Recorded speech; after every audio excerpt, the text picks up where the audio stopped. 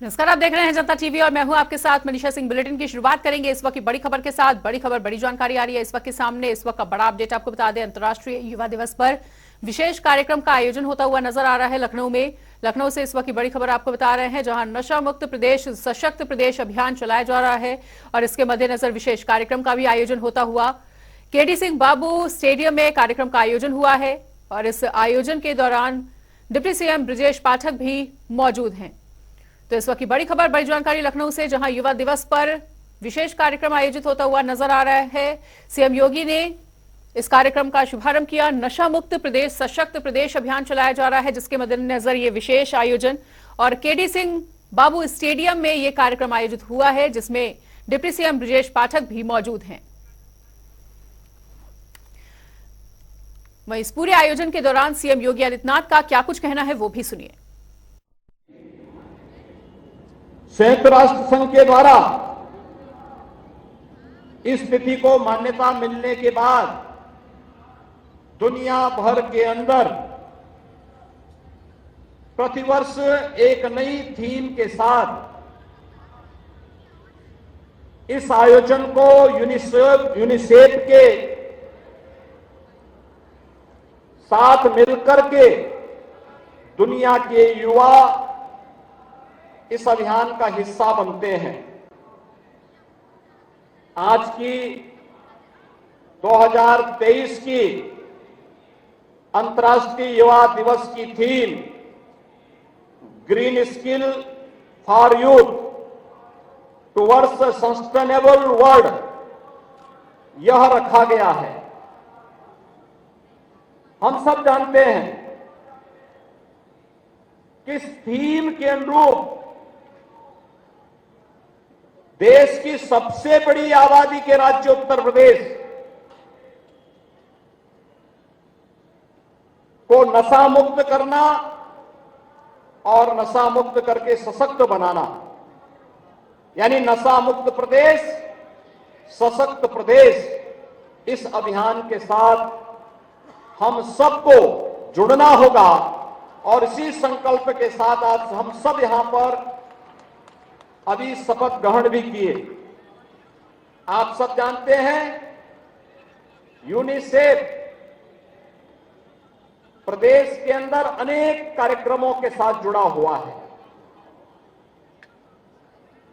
तमाम ऐसी बीमारियां जो वर्षों से हमारे युवाओं को, बच्चों को निगलती थी, इंसेफ्लाइटिस जैसी बीमारियां, यूनिसेफ और पाज जैसी संस्थाओं ने जब केंद्र और राज्य सरकार के साथ बेहतर समन्वय किया, आज परिणाम है इंसेफ्लाइटिस पूरी तरह समाप्त हो गई। हजारों वे बच्चे जो समय काल कलवित होते थे, उन बच्चों की जान बचाई जा सकी है। याद करिए,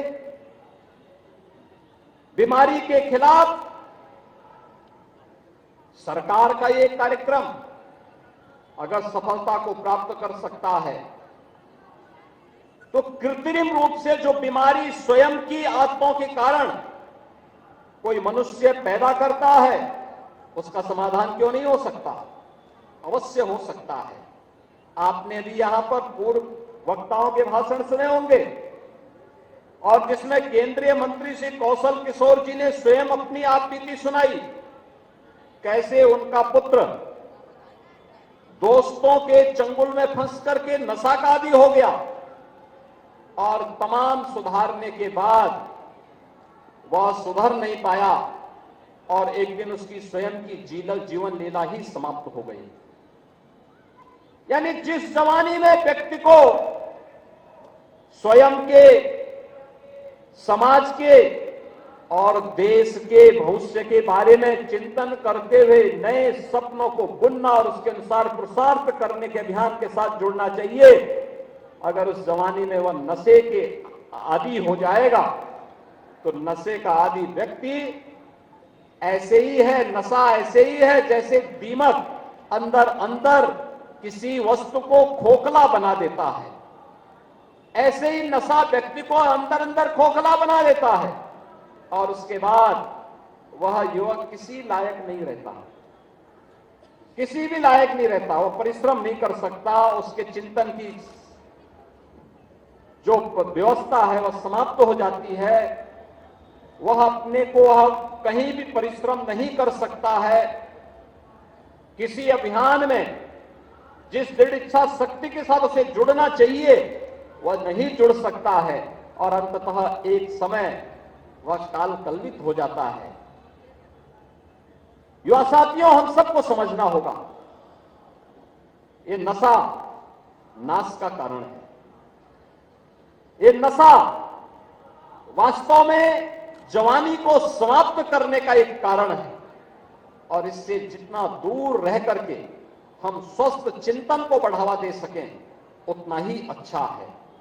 कोई भी, चाहे वह तंबाकू हो, बहुत सारे लोग खैनी खाते हैं, ऐसा मसाला खाते हैं जो उसकी आदत का हिस्सा हो जाता है, उसके दांत खराब हो जाते हैं। आप देखते होंगे पूरे दांत काले पड़ चुके होते हैं, एकदम जो दांत चमकने चाहिए वे दांत काले हो जाते हैं, सड़ जाते हैं, खराब हो जाते हैं। आप सोचिए, दांत जैसी सॉलिड, आपके दांतों को जो वस्तु खाने से। और इसी बीच एक और बड़ी खबर का रुख कर लेते हैं। बड़ी खबर, बड़ी जानकारी आ रही है सामने। एक और बड़ा अपडेट आपको बता दें इस वक्त का गोरखपुर से इस वक्त की बड़ी खबर सामने आती हुई, जहां गोरखपुर दौरे पर रहने वाले हैं सीएम योगी आदित्यनाथ और गोरखपुर का ये उनका 2 दिवसीय दौरा रहेगा। तो 2 दिवसीय दौरे पर सीएम योगी आदित्यनाथ आज गोरखपुर पहुंचेंगे और सीएम एथेनॉल प्लांट का शिलान्यास करेंगे। तो केओन डिस्टिलरी का भी उनके द्वारा शिलान्यास होता हुआ नजर आएगा और आपको बता दें कि करीब 2000 युवाओं को इससे रोजगार भी मिलेगा। तो अंतर्राष्ट्रीय रोजगार दिवस पर आज गोरखपुर में भी सीएम योगी आदित्यनाथ का कार्यक्रम है। 2000 युवाओं को रोजगार देने के उपलक्ष्य से सीएम एथेनॉल प्लांट का शिलान्यास करेंगे, उद्घाटन करेंगे। केओन डिस्टिलरी का भी उद्घाटन शिलान्यास उनके द्वारा किया जाएगा।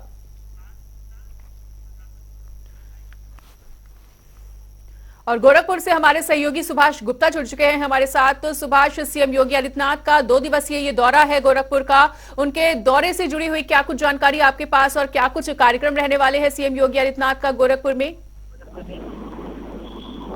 जी बिल्कुल मनीषा, मैं आपको बता दूं कि सीएम योगी आदित्यनाथ लगभग आधे से 1 घंटे के बीच गोरखपुर पहुंचने वाले हैं और गोरखपुर में गीजा क्षेत्र में उद्यमियों को, यानी कि जो निवेशक हैं, उद्यमी हैं, उनको बढ़ावा देने के लिए, उनको उत्साहवर्धक के लिए वो खुद स्वयं, क्योंकि ये प्राइवेट सेक्टर का जो है आज एथेनॉल प्लांट का वो शिलान्यास करने वाले हैं और लगभग 31 एकड़ के एरिया में एथेनॉल प्लांट ये विकसित किया जाएगा और जिसको लेकर जो है पूरी तरीके से तैयारी पूरी कर चुकी है, जिसके मुख्य अतिथि मुख्यमंत्री योगी आदित्यनाथ होंगे। और आपको बता दें कि लगभग 1200 करोड़ रुपए का निवेश इसमें होगा और लगभग 2 से 2,500 लोगों को जो है यहाँ पे रोजगार मिलने वाला है। तो इसको लेकर पूरी तैयारी कर ली गई है और मुख्यमंत्री योगी आदित्यनाथ प्राइवेट सेक्टर के जो निवेशक हैं, उद्यमी हैं, उनके उत्साहवर्धन के लिए स्वयं इस कार्यक्रम में शामिल होने वाले हैं और शामिल होकर एक सभा को भी संबोधित करेंगे। तो आपको बता दें कि मुख्यमंत्री योगी आदित्यनाथ इस कार्यक्रम में पहुंचेंगे और एथेनॉल प्लांट का जो है उद्घाटन शिलान्यास करने वाले हैं। जी मनीषा। बिल्कुल सुभाष, तो सीएम योगी आदित्यनाथ का मिनट टू मिनट कार्यक्रम की जानकारी तो आपसे लेना चाहेंगे ही, साथ ही साथ ये भी जानना चाहेंगे कि ये जो एथेनॉल प्लांट का उद्घाटन और शिलान्यास उनके द्वारा किया जाएगा, तो ये गोरखपुर वासियों के लिए कितनी बड़ी सौगात? जी बिल्कुल मनीषा, आपको बता दें कि गोरखपुर वासियों के लिए खास तौर से ये बड़ी सौगात है। गोरखपुर के जो अगल बगल के जिले के जो बेरोजगार हैं उनको इसमें रोजगार भी मिलने वाला है। तो कहीं न कहीं जो बेरोजगार हैं उनके लिए एक बड़ा जो है ये कार्यक्रम आयोजित होने वाला है और उनके लिए जो आगे आने वाले दिनों में, यानी कि जब ये प्लांट पूरी तरीके से विकसित हो जाएगा तब इसमें लोगों को रोजगार का एक बड़ा अवसर मिलने वाला है। तो कहीं न कहीं ये बड़ा जो है प्लांट का ये शिलान्यास करने जा रहे हैं। और आपको बता दें कि मुख्यमंत्री योगी आदित्यनाथ अब से आधे से 1 घंटे के बीच में इस कार्यक्रम स्थल पर पहुंचेंगे और इस कार्यक्रम में शिरकत करने के बाद मुख्यमंत्री योगी आदित्यनाथ गोरखनाथ मंदिर जाएंगे और गोरखनाथ मंदिर में ही रात्रि विश्राम करने वाले हैं।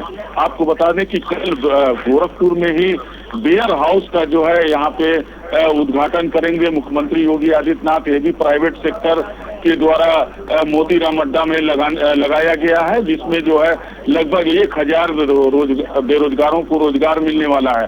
तो मुख्यमंत्री योगी आदित्यनाथ जो है कल वेयर हाउस का उद्घाटन करेंगे और कल सुबह ही आपको बता दें कि जो जनता दर्शन कार्यक्रम है, जब भी मुख्यमंत्री योगी आदित्यनाथ आते हैं तो जनता दर्शन करते हैं, यानी कि जो आसपास के जिले के लोग हैं या गोरखपुर जिले के लोग हैं जो पीड़ित है, परेशान है, उनकी समस्याओं को सुनते हैं और उनका तत्काल निवारण करने के लिए निर्देशित भी करते हैं। तो मुख्यमंत्री योगी आदित्यनाथ का 2 दिवसीय का दौरा है और मुख्यमंत्री योगी आदित्यनाथ अब से थोड़ी ही देर बाद, यानी कि लगभग आधे घंटे बाद कार्यक्रम स्थल पर पहुंचने वाले हैं। जी मनीषा। ठीक है सुभाष, तो इस तमाम जानकारी को हमारे साथ साझा करने के लिए आपका बहुत बहुत शुक्रिया। तो आपसे कुछ ही देर में यानी कि आधे से 1 घंटे में सीएम योगी आदित्यनाथ गोरखपुर के लिए रवाना हो जाएंगे। वहां पर आज विशेष कार्यक्रम का आयोजित होता हुआ नजर आएगा। फिलहाल अभी सीएम योगी आदित्यनाथ लखनऊ में है और लखनऊ से सीधा रवाना होंगे गोरखपुर के लिए सीएम योगी आदित्यनाथ। इसी बीच एक और बड़ी जानकारी का रुख कर लेते हैं। बड़ी खबर, बड़ी जानकारी आ रही है इस वक्त के सामने। एक और बड़ा अपडेट आपको बता दें, विधानसभा अध्यक्ष सतीश महाना प्रेस कॉन्फ्रेंस करते हुए नजर आने वाले हैं कुछ ही देर में और नई नियमावली को लेकर यह प्रेस वार्ता आयोजित होगी। करीब 12:30 बजे चंदन हॉल में प्रेस कॉन्फ्रेंस आयोजित की गई है। तो विधानसभा अध्यक्ष सतीश महाना प्रेस वार्ता करने वाले हैं और नई नियमावली को लेकर यह प्रेस वार्ता आयोजित हुई है।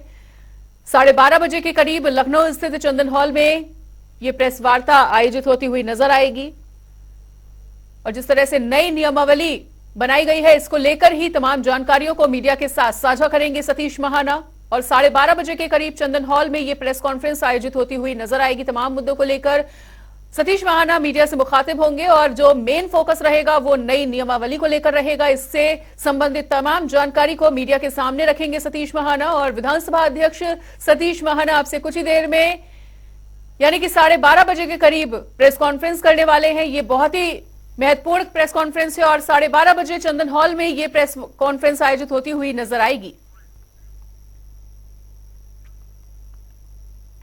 इसी बीच एक और बड़ी जानकारी आ रही है सामने, उसका भी रुख कर लेते हैं। बड़ी खबर, बड़ी जानकारी आ रही है इस वक्त के सामने। लखनऊ नगर निगम कार्यकारिणी की भी एक अहम बैठक आज आयोजित होती हुई नजर आएगी और मेयर सुषमा खरकवाल ने इसको लेकर निर्देश भी दे दिए हैं।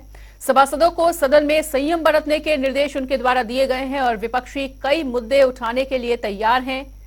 तो जिस तरह से विपक्षी दलों का हल्ला बोल लगातार देखने को मिला सदन में, ऐसे में नगर निगम कार्यकारिणी की विशेष बैठक बुलाई गई है। मेयर सुषमा खरकवाल ने इसको लेकर निर्देश जारी किए हैं और उन्होंने साफ तौर पर कहा है कि सभासदों को सदन में संयम बरतना चाहिए। विपक्षी कई मुद्दे उठाने के लिए तैयार हैं, लेकिन उनके तमाम मुद्दों को ध्यान में रखते हुए भी जो सभासद हैं उन्हें पूरी तरह से संयम बरतना है, इस तरह के निर्देश देती हुई नजर आई मेयर। तो मेयर सुषमा खरकवाल ने निर्देश जारी कर दिए हैं सभी सभासदों को और सभासदों को सदन में संयम बरतने के उनके द्वारा निर्देश दिए गए हैं, जिसको लेकर उन्होंने बैठक भी बुलाई है और विपक्षी कई मुद्दे उठाने के लिए तैयार रहेंगे।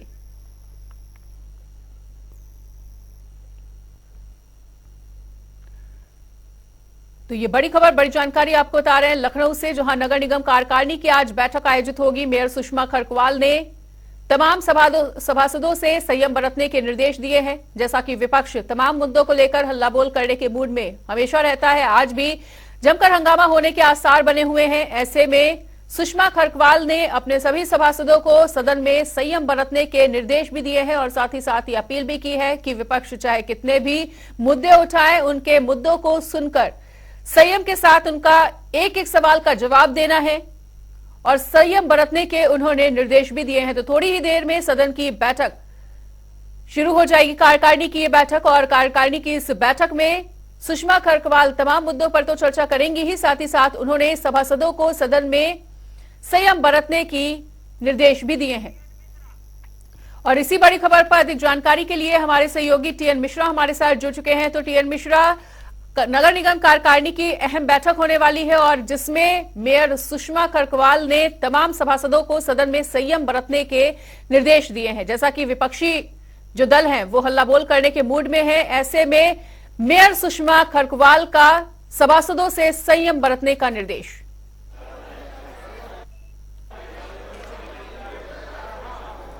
देखिए, ऐसा है, पहला नगर में पहली कार्यकारिणी बैठक है, जैसे चुनाव मई में हुए थे और उसके बाद से पहली बैठक हुई। सारे सभासद पक्ष और विपक्ष के आज एकजुट हुए हैं। शहर की तमाम समस्याएं हैं जिनको लेकर के जो है अब सभासद आज मुद्दे उठाएंगे, चाहे वो सफाई कर्मचारियों की कमी का मुद्दा हो। शहर में 3000 सफाई कर्मचारी कम है, उनको जो है उठाना है। 7000 स्ट्रीट लाइटें खराब हैं। यहाँ पर डीजल चोरी की बहुत बड़ी समस्या, उसको लेकर CNG पंप लगाने की बात चल रही है और सीवर सफाई के लिए जो है जेटिंग मशीन की बात चल रही है।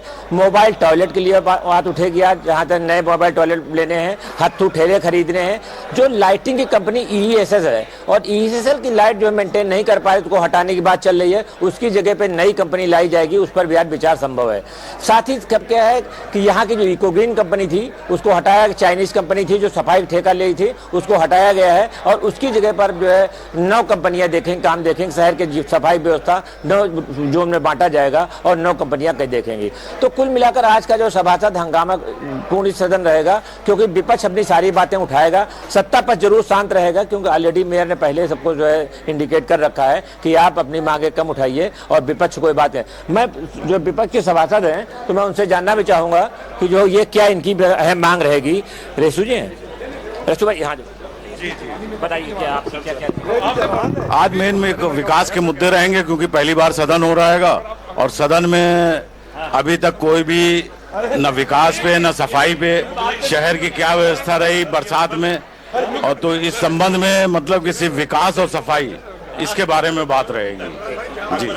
तो ये सभासद रेसू थे, इनका कहना है कि सफाई और जो है विकास के मुद्दे उठाए जाएंगे, जिससे जो है लगातार जो है शहर को बेहतर बन सके। और इसके अलावा स्मार्ट सिटी को लेकर के भी नगर निगम ने स्मार्ट सिटी जो पैसा मिला है उसका भी हिसाब किताब नहीं दिया है, तो कैसा किस चीज में खर्च किया गया है, इस पर भी आज जो है चर्चा होगी और क्यों शासन ने इस बार जवाब तलब किया है, ये मुद्दा भी आज उठ सकता है। जी मनीषा। बिल्कुल TN मिश्रा, तो जो विपक्षी दल है वो समय समय पर सड़क की व्यवस्था भी उचित की जाए, इसको लेकर भी अपना मुद्दा उठाते रहते हैं, अपनी आवाज बुलंद करते रहते हैं। और साफ सफाई का जो मुद्दा है वो काफी ज्यादा अहम हो जाता है, क्योंकि अगर हम बात लखनऊ के निशातगंज की कर लें और भी कई जगहों की कर लें तो साफ सफाई वहां पर देखने को नहीं मिलती, काफी ज्यादा गंदगी का अंबार वहां पर लगा हुआ नजर आता है। तो ऐसे में आज की बैठक कितना ज्यादा महत्वपूर्ण हो जाती है और आज की इस बैठक के बाद क्या कुछ उम्मीद की जाए कि ये जो तमाम व्यवस्था है उसमें सुधार देखने को मिलेगा। देखिए, एक तो आज की बैठक में क्या है, पार्षद का विकास कार्यों के लिए पार्षदों का कोटा तय होगा और इसके बाद है पार्षदों को भत्ते की बात भी की जाएगी। तो जब कोटा तय होगा तो पार्षद अपने स्तर से भी विकास कार्य करा सकेंगे और सफाई का काम देख सकेंगे। सफाई शहर के सुधारने के लिए इको ग्रीन को हटाया गया है, क्योंकि उसकी परफॉर्मेंस बहुत खराब थी। 9 कंपनियां सफाई के लिए नई लगाई गई हैं, ये सफाई काम देखेंगी। लेकिन चूंकि पहली बैठक है और मेयर जब खुद इसको जो है अब सफाई को लेकर के, तो चुनाव से पहले भी कह रही थी कि शहर को हम सुंदर बनाएंगी, लेकिन अब शहर कितना सुंदर हुआ, बरसात थोड़ी सी बरसात हुई तो उसमें ही शहर में सारी गंदगी और जो जाम की समस्या है और नालियां जाम हो गई थी, जगह जगह जलभराव हो गया था। तो इस समस्या से निपटने के लिए कि अब ऑटोमेटिक जो है सीवर सफाई के लिए जेटिंग मशीन मंगाने के लिए ये सब बातें चल रही हैं। अब आज देखिए सदन में क्या कहते हो पाता है, लेकिन मुद्दे उठेंगे, विपक्ष सारी बातें जरूर उठाएगा। सत्ता पक्ष भारी 80 से ज्यादा सभासद सत्ता पक्ष के हैं, तो इसलिए ज्यादा विरोध तो कम हो पाएगा, क्योंकि बाकी विपक्ष केवल 24 सभासद हैं। तो अब देखना है कि कैसे जो विपक्ष अपनी बात मनवा पाता है, लेकिन क्लियर जरूर है कि शहर की सफाई व्यवस्था, बिजली पानी की व्यवस्था जो है सुधरनी चाहिए और इसके लिए सभी एकजुट जरूर होंगे। जी मनीषा। बिल्कुल TN मिश्रा, तो इस तमाम जानकारी के लिए आपका बहुत बहुत शुक्रिया। और इसी बीच एक और बड़ी जानकारी का रुख कर लेते हैं। बड़ी खबर, बड़ी जानकारी आ रही है इस वक्त के सामने। एक और बड़ा अपडेट आपको बता दें, इस वक्त की बड़ी खबर महाराजगंज से सामने आती हुई, जहां महाराजगंज दौरे पर जल शक्ति मंत्री हैं और रोहित नदी पर बने बंधों का उनके द्वारा निरीक्षण किया जाएगा। सिंचाई विभाग के अधिकारियों के साथ भी उनकी बैठक है और PWD गेस्ट हाउस में भी बैठक करते हुए नजर आएंगे मंत्री। तो बाढ़ के मद्देनजर अहम माना जा रहा है ये दौरा और कुशीनगर महाराजगंज के अफसर भी इस दौरान मौजूद रहेंगे। महाराजगंज दौरे पर जल शक्ति मंत्री और इस दौरान नदी पर बने बांधों का भी उनके द्वारा निरीक्षण किया जाएगा। बाढ़ के मद्देनजर ये दौरा काफी ज्यादा महत्वपूर्ण माना जा रहा है। इसी बीच एक और बड़ी खबर का रुख कर लेते हैं। बड़ी खबर, बड़ी जानकारी सहारनपुर से सामने आती हुई। बड़ा अपडेट आपको बता दें, सहारनपुर में सह मंत्री अभिषेक पंडित को गोली लगने का मामला प्रकाश में आ रहा है, जहां गोकशी रोकने के खिलाफ युवक ने अभिषेक पंडित को गोली मार दी है और सीएम से कठोर कार्रवाई की इस पूरे मामले को लेकर मांग की गई है। तो इस वक्त की बड़ी खबर, बड़ी जानकारी आपको बता रहे हैं। शत्रुघ्न कॉलोनी कैलाशपुर की यह पूरी घटना है। सहारनपुर से इस वक्त की अहम जानकारी, जहां सह मंत्री अभिषेक पंडित को गोली लगी हुई है और विश्व हिंदू परिषद के महानगर सह मंत्री हैं अभिषेक पंडित, जिन्हें गोकशी रोकने के खिलाफ गोली मारी गई और सीएम से इस पूरे मामले में अब कठोर कार्रवाई की मांग की जा रही है। तो तस्वीरें भी आपके सामने हैं कि उन्हें घायल अवस्था में अस्पताल में ले जाया गया। सह मंत्री अभिषेक पंडित को गोली लगने का मामला सहारनपुर से सामने आता हुआ, जहां विश्व हिंदू परिषद के महानगर हैं सह मंत्री और गोकशी रोकने के खिलाफ युवकों ने उन्हें गोली मारी। जनपद सहारनपुर में बजरंग दल के कार्यकर्ता को गोली मारने की सूचना है, जिस पर कि उनकी जो लेफ्ट बाहां है उसमें गोली लगी है और इस समय उनकी हालत अभी ठीक है, स्थिर है। उन्हें अस्पताल लाया गया है। उन्होंने कुछ लोगों का नाम बताया है जिनको गिरफ्तारी के लिए पुलिस टीमें लगी हैं। जो भी घटनाक्रम है उसकी जानकारी कर तहरीर के आधार पे और अग्रिम साक्ष्यों के आधार पे त्वरित कार्रवाई पुलिस द्वारा की जाएगी। जिले के सभी तमाम आलाधिकारी यहाँ मौजूद हैं और सभी पक्षों से वार्ता कर कार्रवाई की जा रही है। सर, कौन लोग थे जिन्होंने गोली मारी है, कुछ पता लग पाया है?